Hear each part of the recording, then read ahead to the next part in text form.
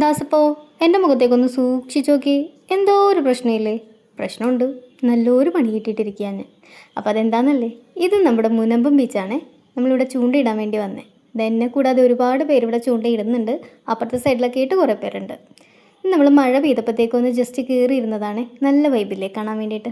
ഇത് നമ്മുടെ കമ്പോല വലിക്കുന്ന ചേട്ടന്മാരുടെ മാടമാണ് കേട്ടോ. അവർക്ക് ഇരിക്കാൻ വേണ്ടിയിട്ടുള്ളതാണ്. അപ്പോൾ അതെ, ഇതാണ് എനിക്ക് കിട്ടിയ മീൻ. ഇതിനകത്ത് 2 അമൂറുണ്ട്, ഒരു ഞണ്ടുണ്ട്, ഒരു ഏരിയുണ്ട്. ഇത്ര ഐറ്റംസാണ് കിട്ടിയത്. കണ്ടോ, നല്ല പ്രകൃതി മരണീയമായ സ്ഥലം അല്ലേ? അപ്പോൾ നമുക്കിത് അക്കാര്യത്തിലേക്ക് തിരിച്ചു വരാം. പ്രശ്നം എന്താണെന്ന് വെച്ചാൽ, ഏതോ ഒരു വലിയവൻ അവനെൻ്റെ ചൂണ്ട ഒടിച്ച് കളഞ്ഞു.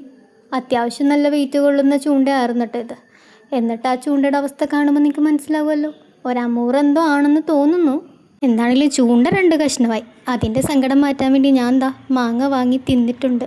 ഇനി ആരും അറിയാതിരിക്കാൻ കുറച്ച് ആറ്റിറ്റ്യൂഡൊക്കെ ഇട്ട് നടന്നു പോകാമല്ലേ.